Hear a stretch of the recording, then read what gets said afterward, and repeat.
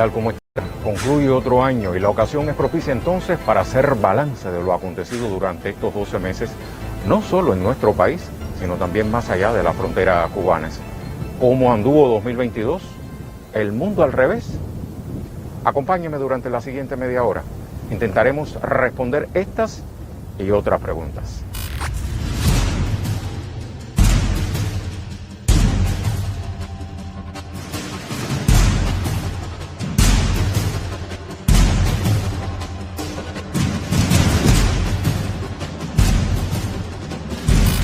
El aumento del costo de la vida se ha vuelto un fenómeno mundial.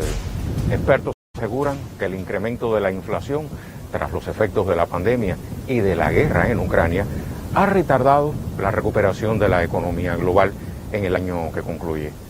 ¿Para qué causas motivan los altos precios en el mercado mundial hoy?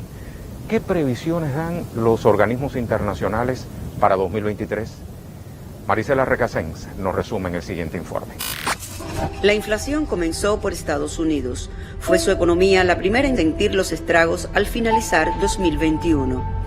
El Banco Mundial estima que a nivel global la escalada de los precios de los alimentos superó la inflación general en el 90% de los 156 países, con un impacto mayor en naciones económicamente vulnerables. Señala que un salto tan repentino y extendido no se había visto en los últimos 20 años. Hay subidas de precios que afectan más que otras, como son la de los productos de primera necesidad, entre ellos la harina y el azúcar. Lo que está ocurriendo en el mundo, afirman economistas, recuerda lo que sucedió en las décadas de los 70 y los 80, cuando las presiones inflacionarias golpearon a países que por distintas razones tuvieron que enfrentar desafíos de grandes proporciones. Pero, ¿cuáles son las causas actuales? Las causas de la inflación mundial contemporánea, un problema que ha vuelto después de 4 décadas, tiene que ver con problemas en el proceso de producción de la sociedad capitalista mundial. Y claro, potenciados con los datos recientes del cierre deliberado de las economías de casi todo el mundo en el 2020 con la pandemia por el COVID y, lógicamente, los problemas derivados de la guerra en Europa, en Ucrania, que han generado un aumento de precios, principalmente de alimentos y energía, con un impacto social muy grave, que se agrava con las políticas de Estado en materia de sanciones unilaterales, principalmente de Estados Unidos, seguida por sus socios europeos, que obstaculizan el proceso de producción a escala mundial. Digamos que el desorden que genera la política exterior de Estados Unidos genera estos problemas de remarcaciones de precios, dificultades en el proceso de producción y, por lo tanto, una desaceleración de la economía mundial con perspectiva de recesión. A diferencia de otras olas inflacionarias, la actual tiene un factor común para todos los países: la llamada crisis de los contenedores. Los atascos en las cadenas de suministro que transportan productos por los mares del planeta ha provocado gigantescas disrupciones globales, barcos esperando semanas en los puertos para descargar sus productos, con el consiguiente aumento de las tarifas en el transporte marítimo. Y como si fuera poco, a ese problema logístico se han sumado otros impactos: el aumento del precio del petróleo y sus derivados, que en un año el barril de crudo cruzó la barrera de los $100. Y qué decir del shock del precio de los fertilizantes, el cual ha disparado las facturas de importación de los 48 países más afectados, según datos del Fondo Monetario Internacional.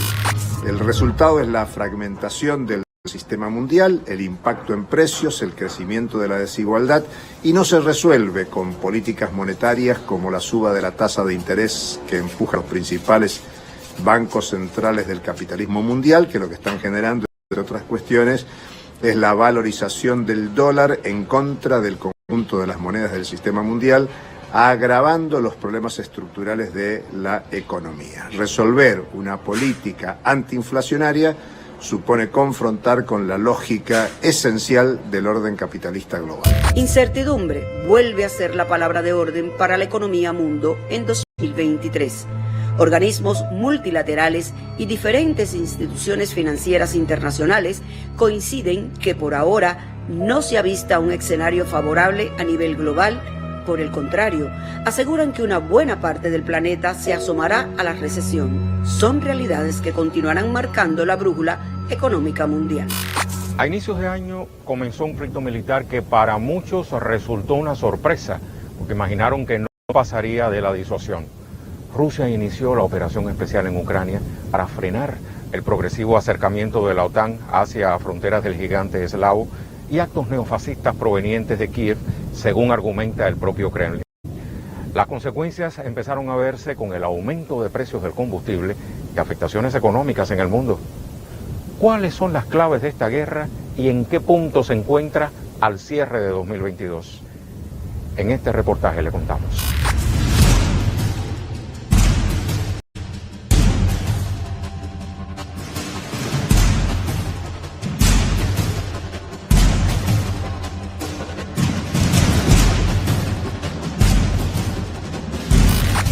Rusia inició una operación militar especial a finales de febrero de este año en Ucrania.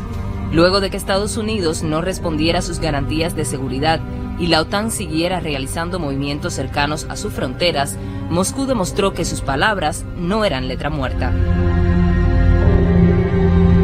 En el caso de Ucrania, tras el golpe de Estado del 2014, lo que buscaba era un gobierno títere de la OTAN, títere de Washington, que fuera una amenaza en frontera con Rusia, y eso pudiese llevar a un conflicto armado donde pudiese desgastar a Rusia a nivel económico, a nivel armamentístico y a nivel político. La participación indirecta de la Alianza Atlántica con el envío de armas y los múltiples tropiezos que ha sufrido cualquier intento de negociación han influido para mal en el conflicto. La industria mediática occidental contribuye en gran medida a intensificar el odio hacia todo lo ruso, con una narrativa que solo legitima al ejército ucraniano, distorsiona las victorias rusas y manipula la realidad sobre el terreno.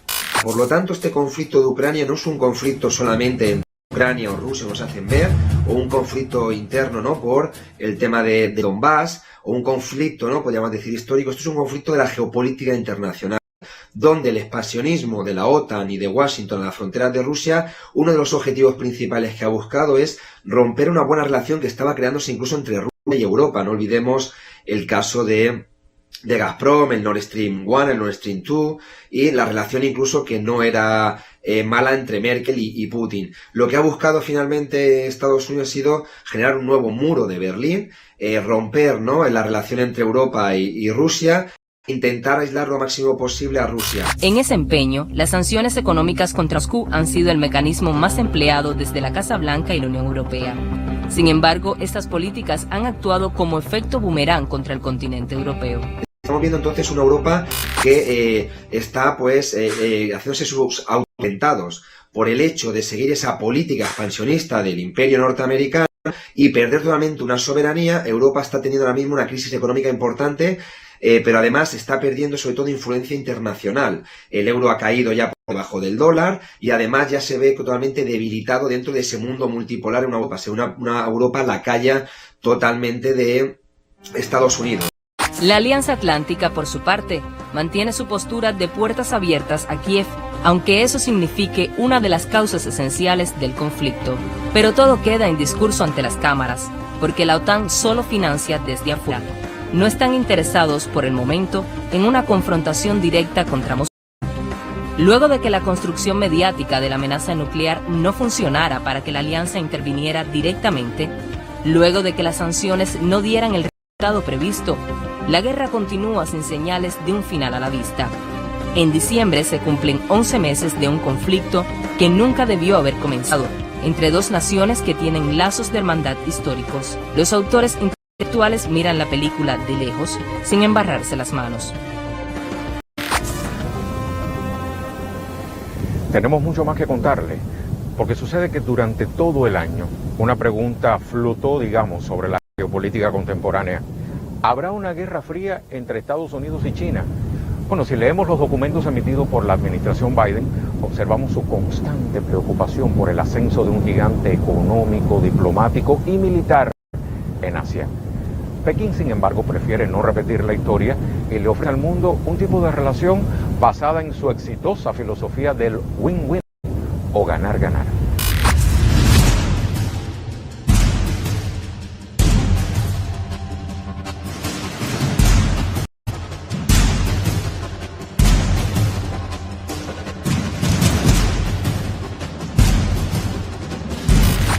Estados Unidos dice querer competir contra China en el escenario mundial, pero evitando provocar otra guerra fría. Esa fue la receta que desde Washington dio el secretario de Estado Antony Blinken en mayo de 2022, resumiendo cómo, desde su orilla, ven a la nueva potencia que crece al otro lado del Océano Pacífico. China es el único país que intenta reformular el orden internacional y cada vez más tiene el poder económico, diplomático, militar y tecnológico para hacerlo. No buscamos un conflicto o una nueva guerra fría. Al contrario, estamos determinados a evitar ambas cosas. En Beijing, la credibilidad estadounidense no goza de muy alta estima. La inmediata respuesta de la Cancillería dio a entender qué pensaban de las intenciones de Blinken, recordando la actitud de Washington hacia un tema espinoso. Estados Unidos dice verbalmente que no apoya la independencia de Taiwán, pero dice una cosa y hace otra. Viola repetidamente sus compromisos políticos hacia China. Trata de vaciar el principio de una sola China y avivar la arrogancia de las fuerzas independentistas de Taiwán.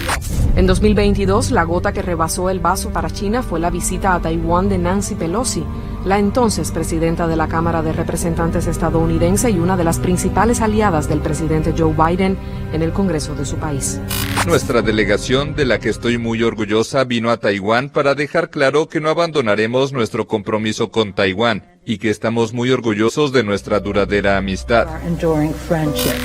La visita supuso una ofensa a los principios con los que China se ha relacionado con Estados Unidos en el último medio siglo. Para el gobierno de Beijing, Taiwán es un asunto interno, al ser la isla una parte inalienable de su territorio. La tensión aumentó tras una declaración del presidente estadounidense Joe Biden. Estuvimos de acuerdo con la política de una sola China, la firmamos y todos los acuerdos previstos a partir de ahí. Pero la idea de que Taiwán pueda ser tomada por la fuerza no es apropiada, afectará a toda la región y será otra acción similar a lo que ocurrió en Ucrania.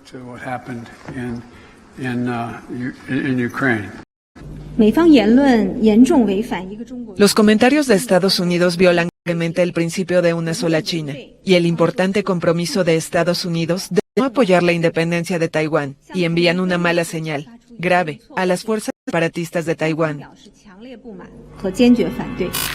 A pesar de estas provocaciones y las amenazas, en el 20º Congreso Nacional del Partido Comunista de China, el presidente Xi Jinping describió la política exterior de su país como opuesta a la mentalidad de Guerra Fría.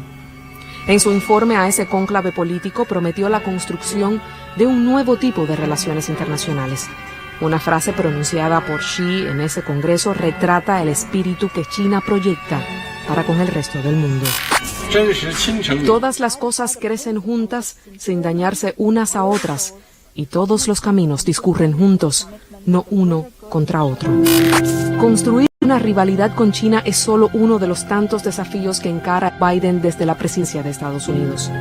Públicamente ha expresado preocupación por la fragilidad de su sistema político tras el paso de Donald Trump por el poder. Los pronósticos de Guerra Fría entre China y Estados Unidos anuncian una tormenta que en 2022 Occidente desató contra Rusia por la guerra en Ucrania. El viejo pulso entre Washington y Moscú estrenó nueva temporada en pleno siglo XXI, un clásico de la geopolítica que no podrá repetirse con los mismos actores en un mundo donde las potencias emergentes, como China, tienen la palabra.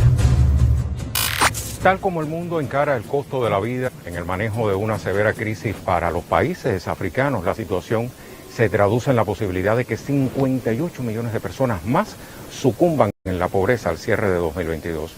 Los efectos combinados de la pandemia, el conflicto militar en Ucrania y escenarios de inestabilidad política regional han condicionado tanto la aparición de nuevos desafíos como la renovación de estrategias de los respectivos gobiernos para encontrar soluciones. En tanto, los vecinos del Oriente Medio toman a esas mismas condiciones la batalla diplomática, la negociación sobre el programa nuclear iraní y el impacto de Estados Unidos sobre ciertas dinámicas de conflicto en toda el área.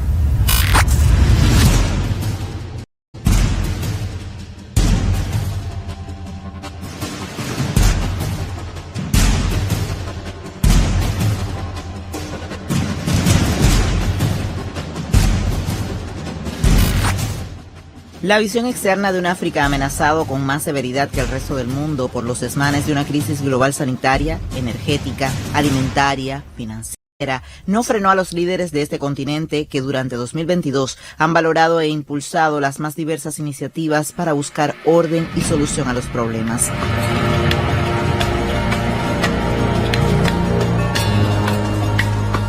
A través de la alerta temprana y la preparación posible que contempló la solicitud de apoyo mediante los mecanismos de cooperación de los gobiernos de la Unión Africana y las respectivas organizaciones subregionales, fue posible la vigilancia y respuesta a la pandemia por COVID-19, cuyas tasas de morbilidad y mortalidad no han rebasado los niveles de pronóstico concebidos, realidad constatada en ambos indicadores y que a juicio de expertos se explica por varias causas probables.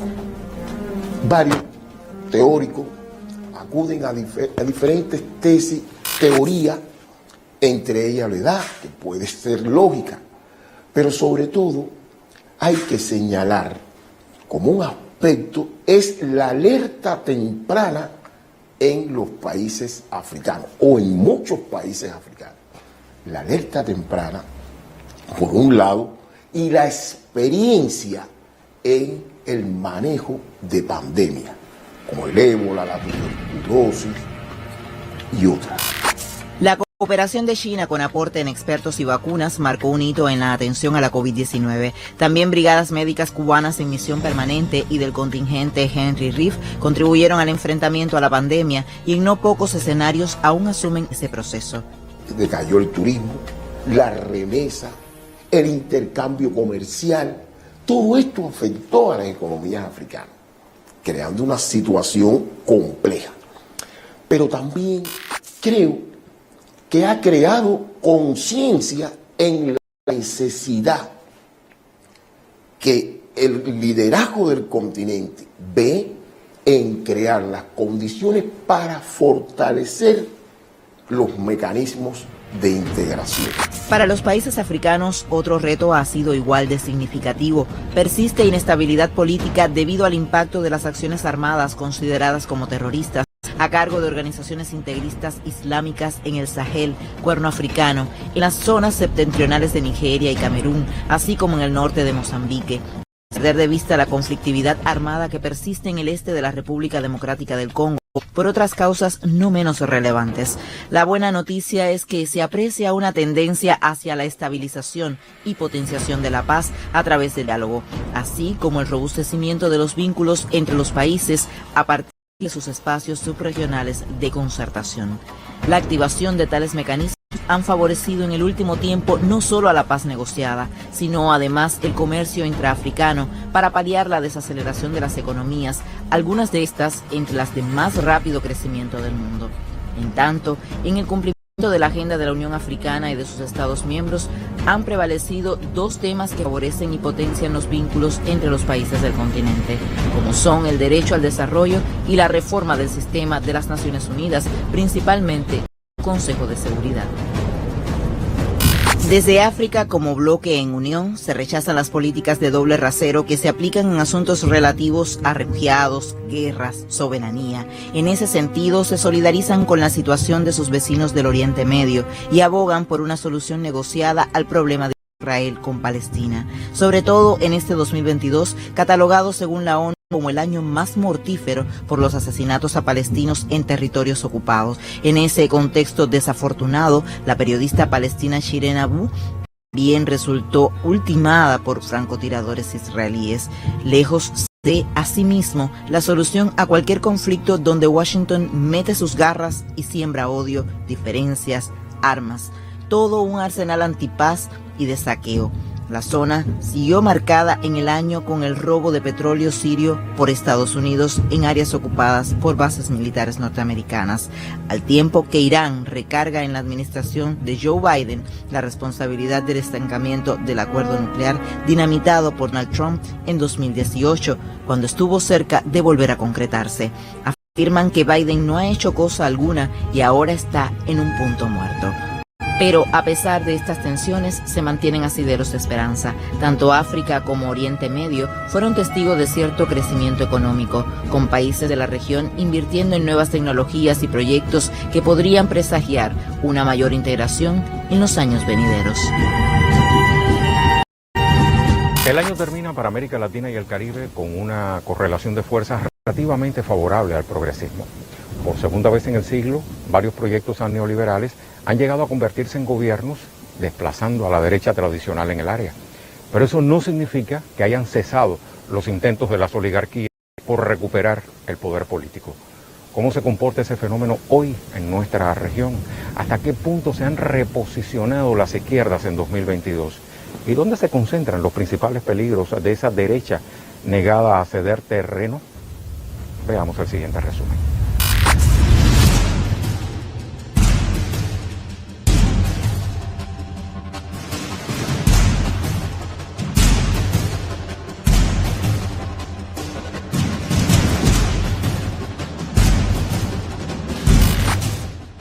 La gestión de las 5 principales economías de la región, Brasil, México, Argentina, Colombia y Chile, tienen líderes que, amén de sus diferencias, se proponen fortalecer el papel del Estado, llevar a cabo programas sociales y una cartera de reformas en distintos grados de profundidad, lo cual, sumado a los grandes bastiones de la izquierda latinoamericana y caribeña, Venezuela, Nicaragua y Cuba, permite hablar de una nueva marea roja.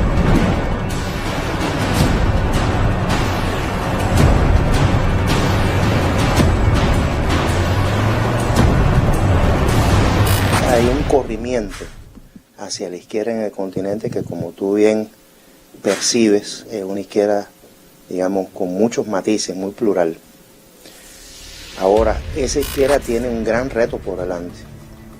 Tiene el reto, primero, de tratar de paliar los efectos que ha tenido la COVID como crisis sanitaria y los efectos que, por supuesto, se le ha incorporado en el ámbito de la economía.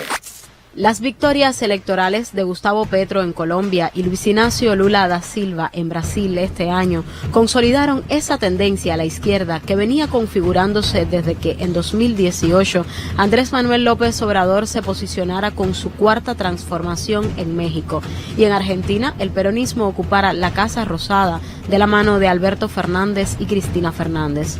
Luego, la derrota de los golpistas en Bolivia y la vuelta al movimiento al socialismo, ahora con la figura de Luis Arce, así como los triunfos de Pedro Castillo en Perú, Xiomara Castro en Honduras y Gabriel Boric en Chile, evidenciaron que las grandes movilizaciones que sacudieron a Latinoamérica recientemente calaron en la conciencia política colectiva.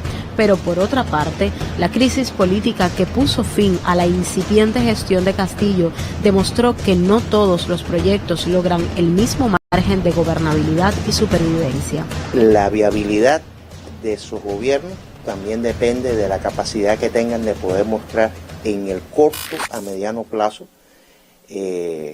cambios que puedan favorecer a los sectores, sobre todo más empobrecidos de las sociedades latinoamericanas y caribeñas.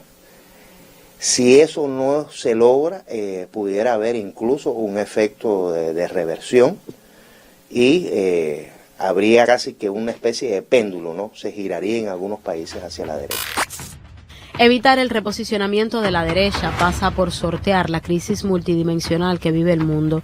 No son los tiempos del boom de las altas cotizaciones de las materias primas que tantos ingresos le permitieron gestionar a los gobiernos latinoamericanos. Esta realidad condiciona el aumento de la migración hacia los Estados Unidos, responsable en buena medida al vender un sueño de prosperidad a costa de la dependencia de las naciones al sur del Río Bravo y sin atender las causas estructurales que obligan a latinoamericanos y caribeños a abandonar sus naciones de origen. Más allá de la situación de la crisis, los gobiernos progresistas chocan con la permanente obsesión proestadounidense de frenar proyectos que se propongan valores distintos a los de ese tipo de sociedad. Es por ello que Bolivia vuelve a vivir intentos de desestabilización y Perú se mantiene en un círculo vicioso de ingobernabilidad. Hace relativamente poco tiempo hubo una reunión, una cumbre de fuerzas conservadoras en México. En ella participaron probablemente algunos de los líderes conservadores con mayor visibilidad en la región.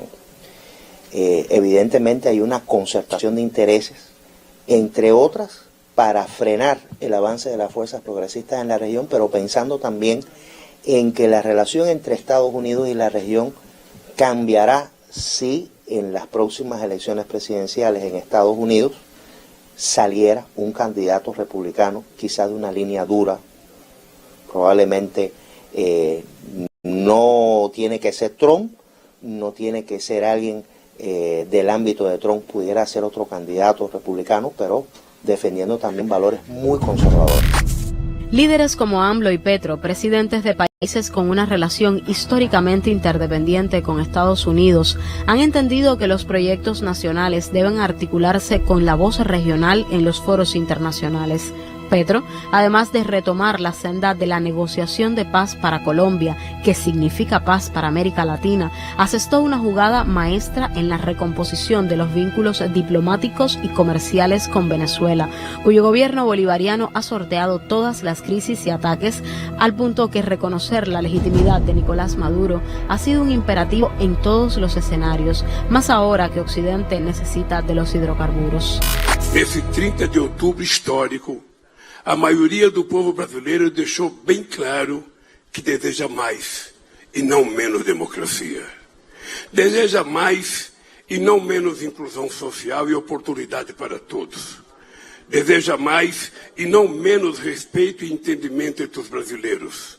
Em suma, deseja mais e não menos liberdade, igualdade, fraternidade em nosso país. A los líderes de influencia vuelve a sumarse Lula, uno de los decanos de la izquierda latinoamericana, a quien pretendieron sacar del juego con la misma táctica de judicialización política que han aplicado a otros líderes progresistas y que hoy vive la vicepresidenta de Argentina, Cristina Fernández.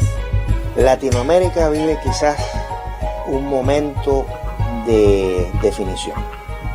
Yo creo que el continente y no es por gusto que hay un grupo de acontecimientos que se asocian a la etapa de celebración de bicentenarios de la independencia de varios estados latinoamericanos y caribeños. Yo creo que ya el continente se encuentra en una etapa madura para superar algunas relaciones de dependencia que ha mantenido en el pasado con aquellos que fueron potencias coloniales, o en el presente con la que ha sido hasta ahora la gran potencia global. En el Caribe insular, poco a poco se suman más países que buscan su total emancipación, desconectados de la monarquía británica. Los gobiernos de Antigua y Barbuda, Bahamas, Belice, Granada, Jamaica y San Cristóbal y Nieves han iniciado trámites o al menos expresado su voluntad de convertirse en repúblicas y con ello tener su propio jefe de Estado. Pero si bien eliminar los vestigios coloniales de la región ha acaparado la atención este año, es la situación en Haití el centro de los principales cuestionamientos.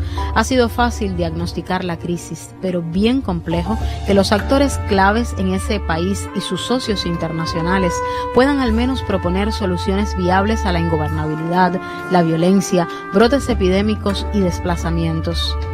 CARICOM llama a la reparación inmediata y sin intervención armada, como abiertamente ya se ha sugerido.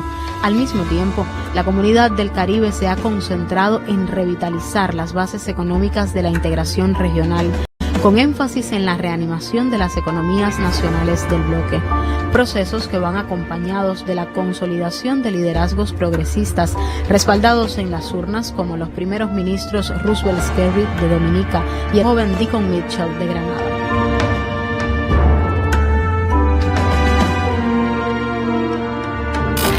Un mundo signado por los remanentes de la pandemia y sus duros efectos sobre la economía planetaria.